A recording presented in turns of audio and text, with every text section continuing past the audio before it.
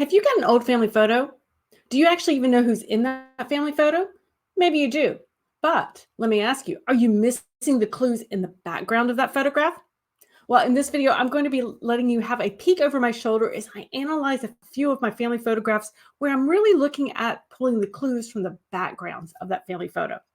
Hey there, if we haven't met before, I am Lisa with Are You My Cousin? And this YouTube channel is designed to help you find your ancestors, grow your family tree, and not be overwhelmed in the process. So if that sounds like a cup of tea, you're in the right place. Okay, so before we get too much further, I just want to let you know that today's video is sponsored by Related Faces, and I will be sharing a little bit more about them in a few minutes. Okay, so I'm going to actually turn the camera around. I'm going to show you 3 different photographs that I have, and I'm going to be showing you how I look at them, not just the people, but I'm really looking at the backgrounds and what kinds of questions I'm asking myself, as well as what kind of clues that I could potentially pull out for future research projects that I might be working on. Now, if you enjoy learning about old family photos, how to identify them, pull the family clues out there, be sure and hit that subscribe button in the bottom right-hand corner. That way you will not miss a thing when I upload brand new videos here on the Are You My Cousin YouTube channel each week. Now, on to that first photograph. Okay, so the photograph that you're looking at currently actually appeared in a box of old family photographs that I got. I knew that it was from the Haley side of the family. And I actually included this particular photograph on a little video slideshow, just very simple slideshow I had going at a family reunion that I attended with my dad. Now, this particular family reunion was the first one that my dad had attended in 60 years. And so obviously hadn't seen many of these people. I hadn't met any of these people, but these were cousins that I had met through my genealogy research. So I prepared just some old family photograph slides that had come through my great-great-grandmother and had it going. So a gentleman walked up when he saw this particular photograph that was playing, and he pointed to this gentleman over here on the right, and he said, "That's my dad." And I was floored because I had no idea who that gentleman was. He says, "That's my dad. His name is Percy Haley." And I was thrilled because, again, none of us knew who this person was. We thought it could be a relative. We weren't 100% sure, but here we have it, and we were good to go. And so he started to tell me a little bit about the story of this particular photograph.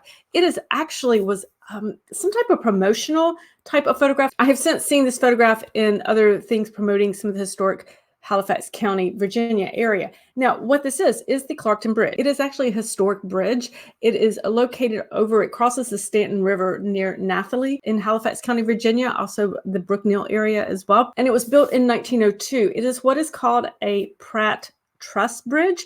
I confess, I don't necessarily know what that is, but this was built, it was part of the Virginia highway system, and it was a very unusual bridge for that particular time period that they were creating it. What they told me, what my cousin ended up telling me, is that these gentlemen who were driving the horses, this photograph was to represent the taking of tobacco from the farms across the river to be able to sell it and to transport and to sell it. So that this played a major part for the farmers in that area of getting the tobacco that they were raising on their farms across and into the markets. So this was a really fascinating thing for me to look at.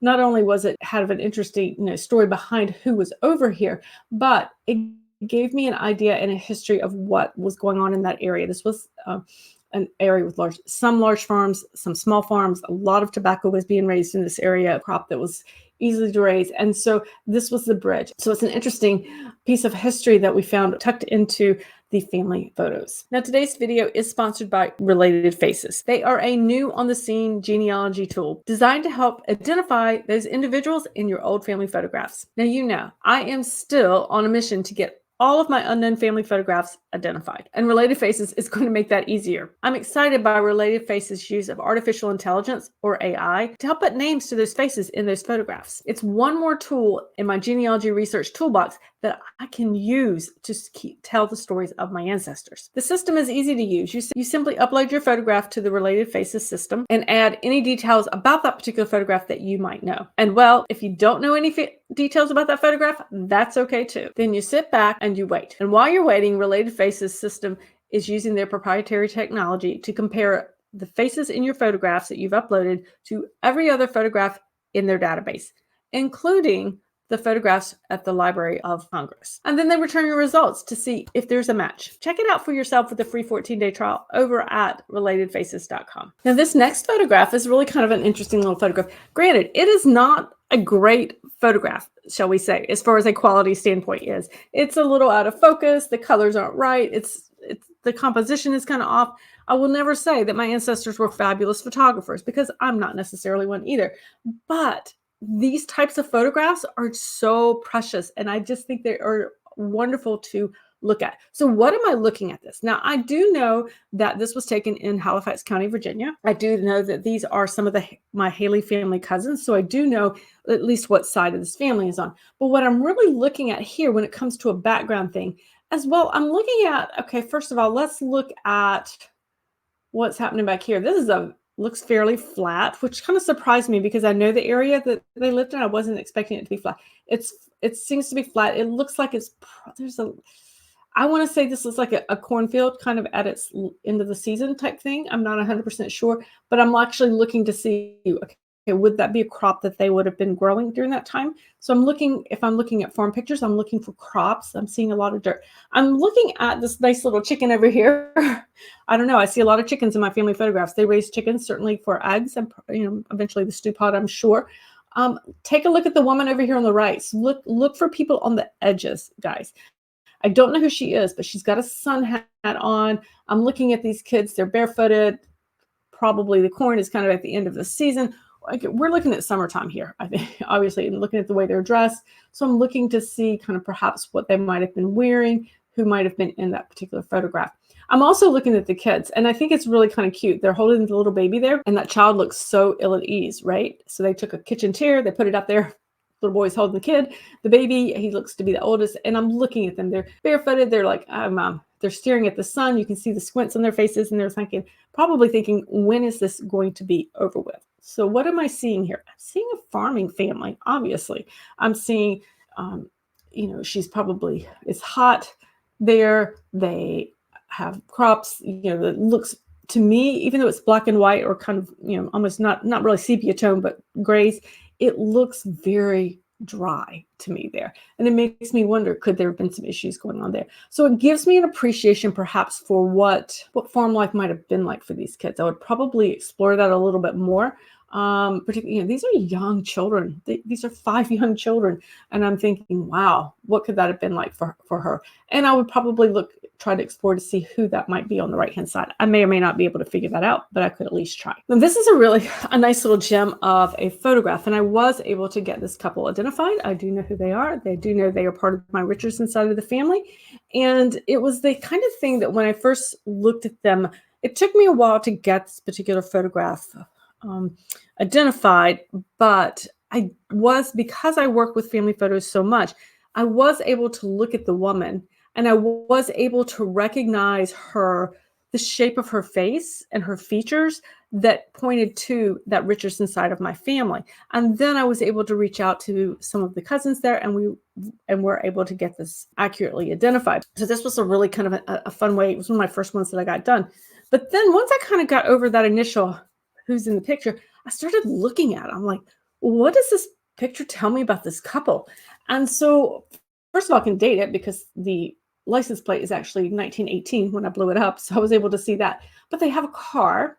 The back side of this photograph, which I don't have an image to show you, actually says that the couple says, me and hubby on the way to church. So I know that they're getting ready to go to church. So that gives me a little bit of an idea of perhaps some of their religious beliefs, and that they were going to church, probably Christian, that I'm looking at. They have a car. So this speaks to some of their affluence, perhaps their socioeconomic status. They're dressed nicely.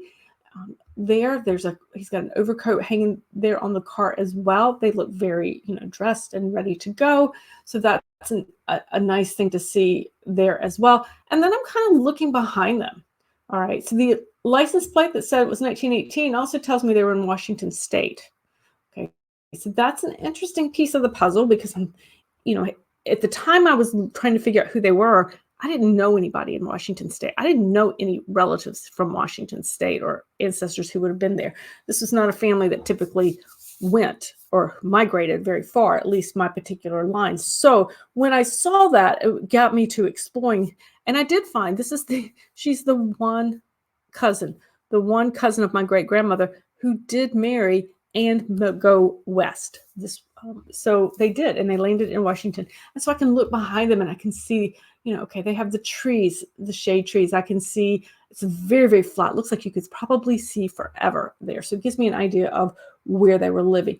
But I'm really excited to kind of see all the little pieces there that perhaps were part of their life there. And kind of get that idea of, what kind of life did they have? They must have been, as I said, doing well. They look fairly well dressed. They're standing relatively close to each other. So hopefully that speaks to, they have a positive relationship as opposed to standing further apart, or there are no scowls on their faces. So I'm trying to pick up a little bit of their personalities perhaps there and looking at how they are standing. They do look, while they are dressed for church, I think they do look fairly relaxed. So that's another piece of the puzzle that I'm trying to pick up as well. So I thought this was a really fabulous photograph. It spoke a lot about things such as the land that they lived on. It's not completely, even though it's very flat and we can see forever, obviously around their home or where they were close to the home, they have large trees that could be used for shade. Perhaps they were some type of nut tree. We can't really tell that from this, but that I would probably look for that in a photograph if I could see what that would be. There's a ladder over here with some stuff hanging. I'm not sure. That could perhaps be against a barn. It could be perhaps against a house. Not really sure, but it gives us an idea of what they might have had around the house as well. So those are the kinds of things that when it comes to looking at a family photograph, I'm looking for. I'm really looking to see I'm looking at the people. I'm looking to see perhaps expressions and maybe positioning, body positioning, and body language, basically, to see what kind of relationship do the people in the photograph have with each other. I'm really looking in the background and looking at a lot of terrain. I tend to descend from a lot of rural farmers, and so often I'm looking in the background for crops. Do I have clues for what types of crops they might have grown? That could tell me a little bit about where they lived. I'm looking to see, what does the terrain look like? Is it rolling? Is it flat? Is it dry? Do I see any bodies of water close by that I could potentially maybe eventually put on a map? You never quite know. I'm looking at details like a car. And what would that tell me about that family? I might be looking at a house to see what type of house that they lived in. If they're standing on a porch, I'm going to look and see what does that house look like? Does it have electricity? Does it have wires coming to it? So I'm going to take each of those photographs that I get, and I'm going to look beyond the people, or I should say beyond the identification of the people, because identifying the people in the photograph is probably one of the first things we want to do, but really looking behind that, looking behind the name and going, okay, just who are you? And can I find your personality? Can I find out what your life looked like when you got up in the morning, what you were looking at, and what does that tell me about your life? That's the type of clues that I try to pull from these old family photographs. So I hope you found peeking over my shoulder helpful when it comes to looking at those old family photographs. I really hope that I have challenged you today to look at your family photos in a different light. Use them and analyze them much like you would a record, such as a will, a census record, an estate record. Use those photographs and really analyze, go beyond the faces. Look outside of the identity and see what is that telling you about that particular family or that particular individual. I think you will find that it's going to add some color and some detail to the stories of your ancestors. Okay, so if you would like to learn more about old family photographs, I have a ton of videos here on the YouTube channel, but why don't you start with the one on your screen now?